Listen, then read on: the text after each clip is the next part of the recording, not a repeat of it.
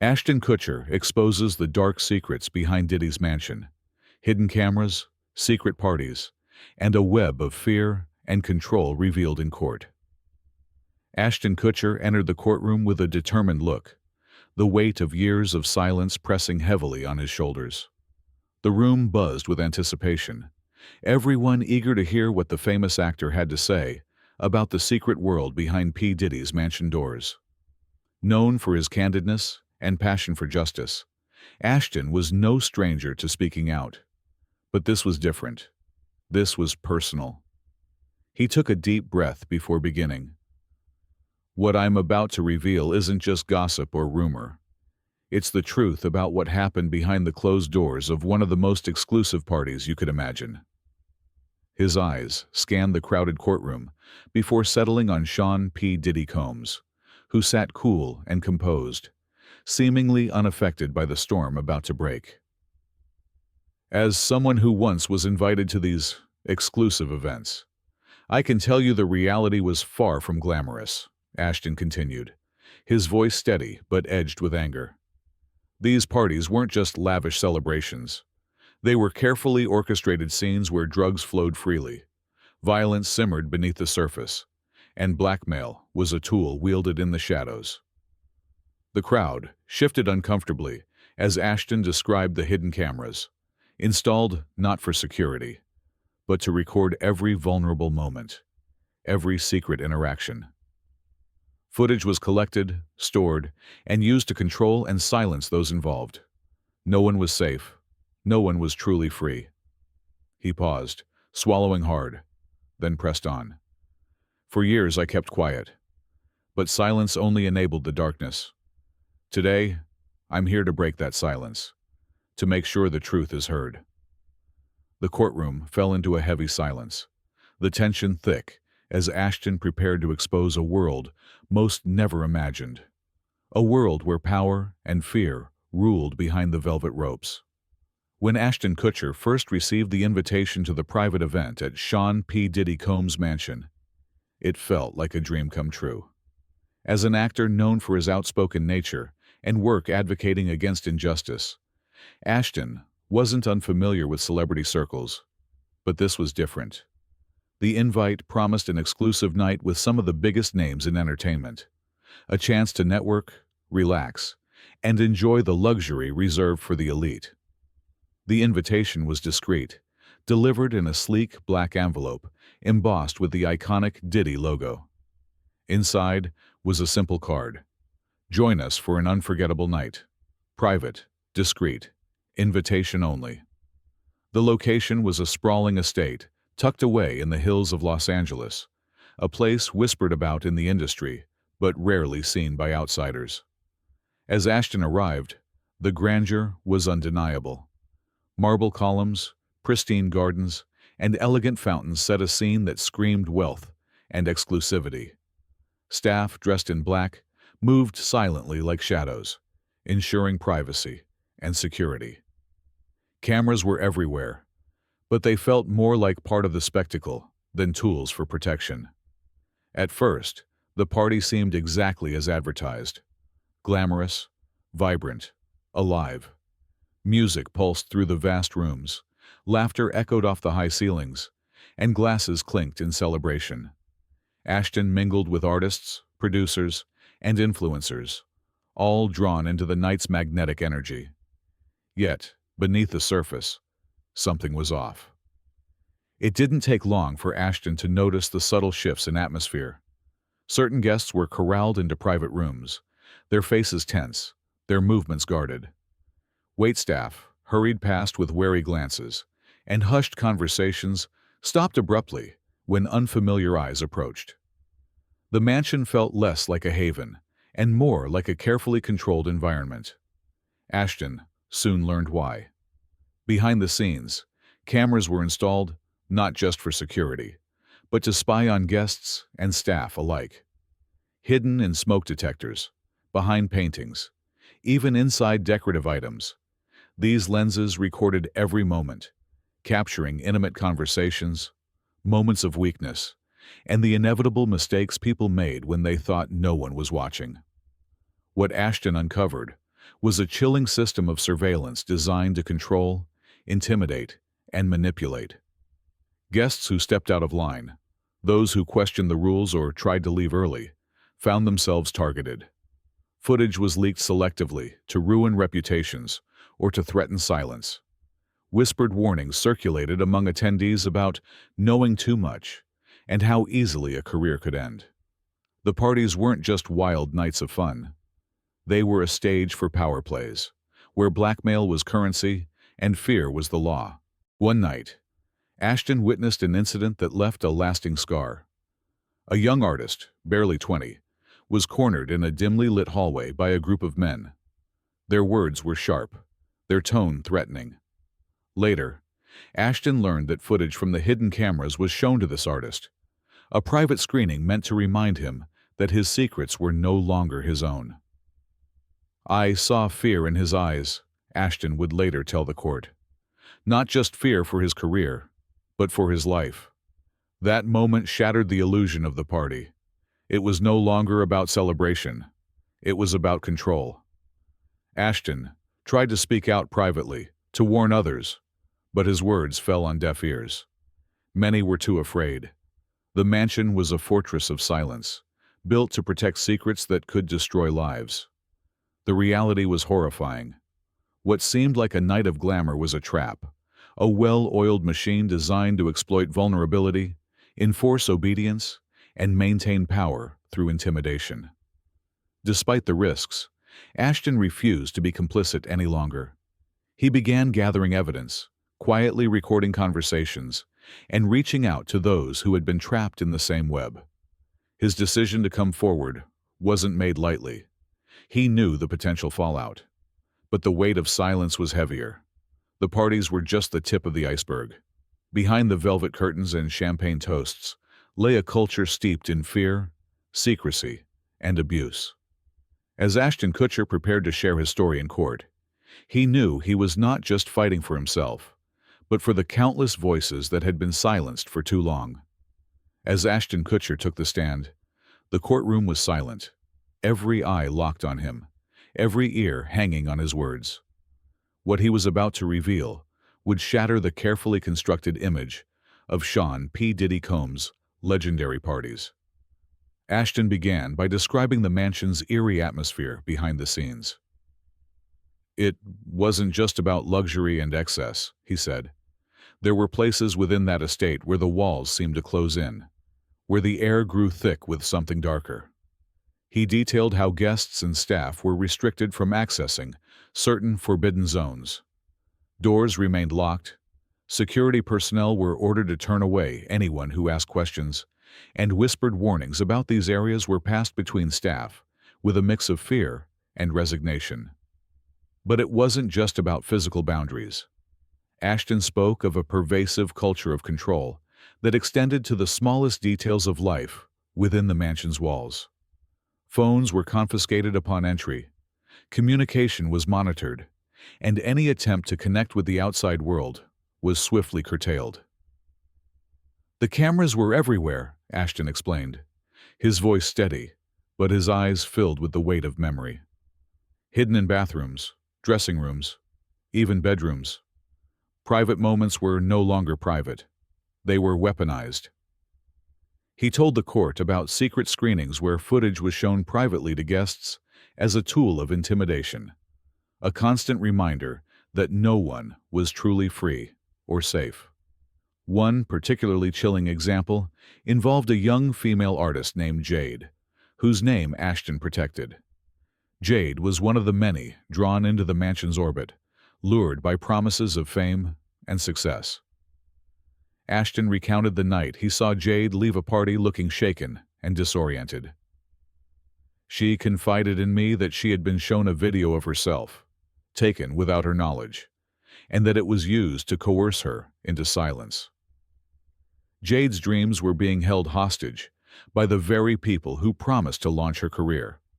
The hidden cameras created a fortress of fear that trapped guests in a constant state of anxiety. Ashton spoke of how guests walked on eggshells, watching their words, their actions, never sure who was listening or watching. He also revealed how staff were complicit, some willingly, others under threat. Employees who tried to question orders or pry into forbidden areas found themselves reassigned, blacklisted, or simply disappeared from the estate. This was a system designed to crush dissent. Ashton explained how this secrecy wasn't limited to the mansion. The footage, the information, it was circulated in closed circles of power. It wasn't just about protecting the estate. It was about maintaining influence, control beyond the walls. The court heard testimony of how this shadow network was used to manipulate careers, ruin reputations, and silence those who dared to speak out. As Ashton detailed these horrors, the courtroom's atmosphere shifted. The reality behind the glossy headlines and red carpet photos was beginning to take shape. An empire built not just on music and business, but on fear and coercion. He told of whispered stories among guests about others who had vanished after attending these private events. Young artists, producers, and insiders who suddenly dropped off the radar. Their social media went dark. Their families left with unanswered questions. "It was like the mansion swallowed them whole," Ashton said quietly. The prosecution presented emails and security logs Ashton had painstakingly collected, showing unusual access patterns to these restricted zones during the parties. The documents revealed shifts of personnel assigned to monitor guests with unsettling precision. Further testimonies from former staff corroborated Ashton's account. Stories of secret rooms, surveillance centers, and orders to intimidate and control. As the evidence mounted, it became clear. The mansion was not just a playground for the elite. It was a prison disguised in opulence, where power was wielded through hidden cameras and silent threats. Yet, Ashton's resolve never wavered. Despite the fear, he was determined to bring these dark truths to light. "Every day I stayed silent, more people were hurt," he told the court. It was time to break the cycle. His testimony was a rallying cry for the victims trapped in the mansion's shadow. The courtroom hung on every word, as Ashton Kutcher painted a vivid picture of the hidden horrors lurking behind the mansion's gilded facade. He recounted how the mansion operated like a fortress of fear, where control extended far beyond locked doors and hidden cameras. It was a meticulously crafted environment designed to break down the will and autonomy of those inside. Everyone was watched, everyone was controlled, and anyone who resisted paid the price, Ashton said, his voice steady but filled with anger. He described the layers of surveillance, not just visual, but electronic and psychological. Phones were monitored, text messages intercepted, emails scrutinized. Guests were isolated from the outside world, cut off from family and friends, their every move dictated. Ashton revealed how some guests were drugged or coerced into compliance, with substances slipped into drinks, leaving them vulnerable and confused. The aftermath was often a haze of memory loss, fear, and silence. "There were nights when I saw people crying in hallways, terrified and alone," Ashton said. "But they had no way out. They were trapped by fear, by threats, by the knowledge that speaking out meant destruction." He spoke of a disturbing pattern.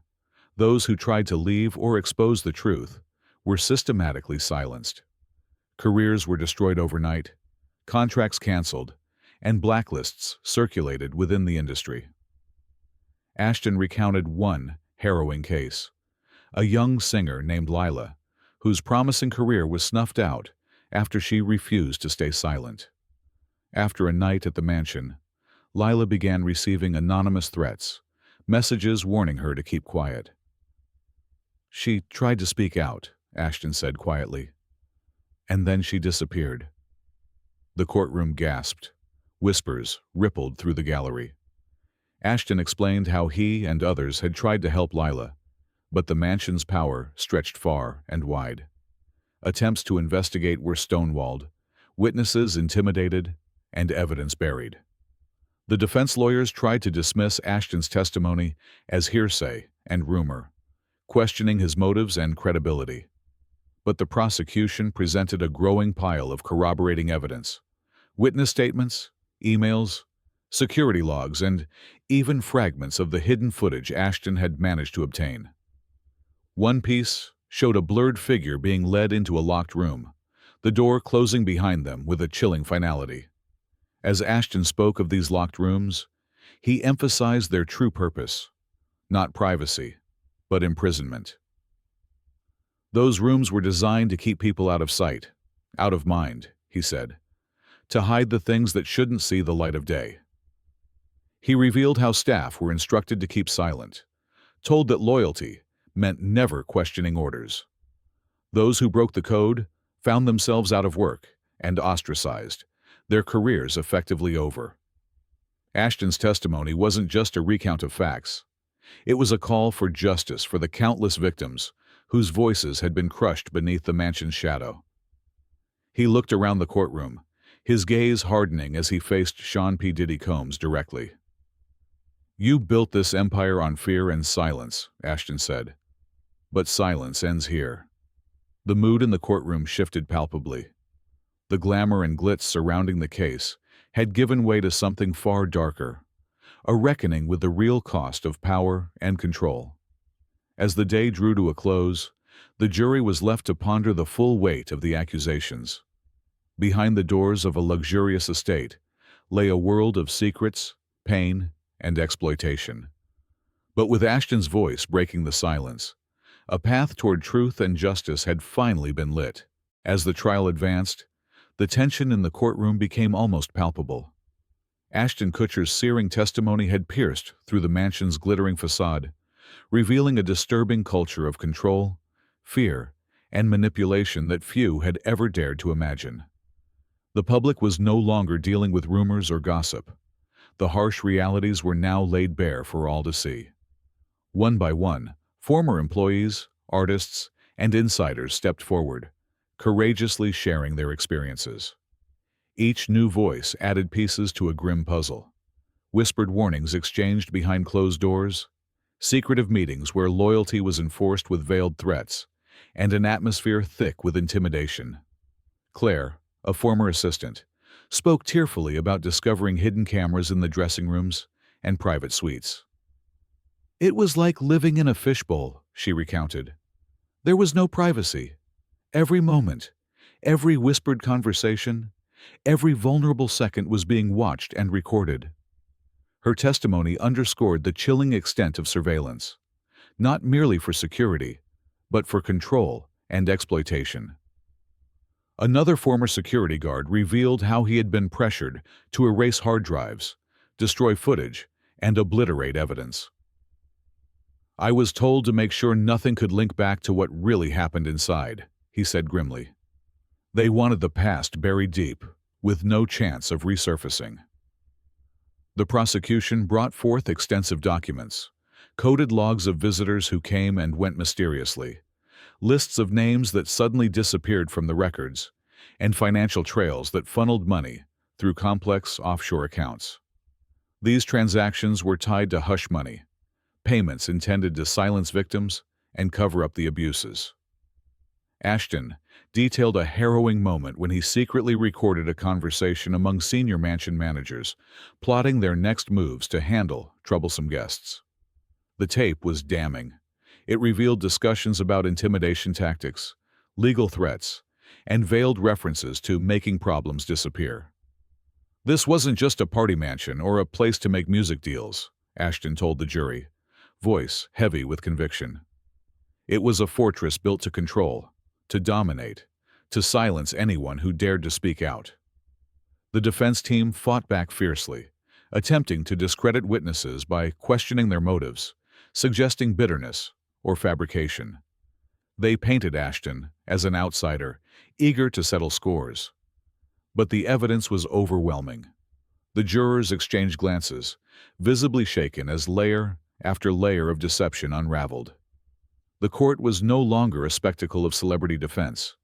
It was a battleground for justice and truth. As Ashton wrapped up his testimony, his final words resonated deeply. This is not just a story about one mansion or one man.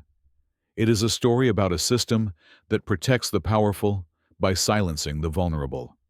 The fear and silence perpetuate abuse, and that must end. He locked eyes with Sean P. Diddy Combs and declared, "The time to hide is over." Outside the courthouse, Ashton's words ignited a wildfire of outrage and support. Social media erupted. Hashtags like #Justice for Survivors and #End the Silence dominated trends.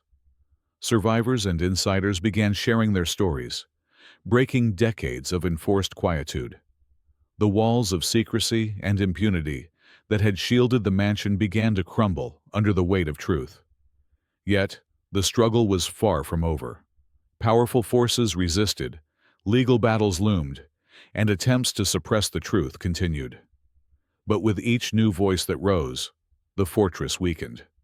For Ashton and the countless others who had suffered in silence, the hope of justice grew brighter. The verdict was more than a legal decision. It was a seismic shift. After weeks of harrowing testimony and unmasking the hidden horrors behind the mansion's walls, the jury returned with a verdict that echoed far beyond the courtroom. Guilty on multiple counts: illegal surveillance, coercion, intimidation, and abuse of power. A stunned silence fell over the packed gallery. Sean P. Diddy Combs sat motionless, the mask of composure slipping for a brief moment. Ashton Kutcher exhaled deeply, his eyes reflecting the weight of the victory, not just for himself, but for every voice silenced for too long. Outside the courthouse, the atmosphere was electric. Reporters shouted questions, flashbulbs exploded, and crowds gathered in a mix of celebration and solemn reflection. Ashton stepped forward, addressing the sea of cameras and microphones. "This isn't just a win in a courtroom. It's a message to survivors, to victims, and to those who believe silence is their only option. You are not alone, and justice is possible." His words rippled through social media and news outlets worldwide. Survivors began to share their stories openly, emboldened by the courage displayed in court. The entertainment industry was forced into a long overdue reckoning. Calls for reform, transparency, and protection for artists and employees flooded public discourse. But Ashton knew the battle was far from over. Powerful interests remained entrenched, and the mansion's secrets were only the tip of a larger iceberg. The culture of fear and control still lingered in many corners of the industry. Yet, the courage of one man, and those who stood with him, had shattered the illusion of untouchable power. The walls of secrecy had cracks now, and those cracks would grow.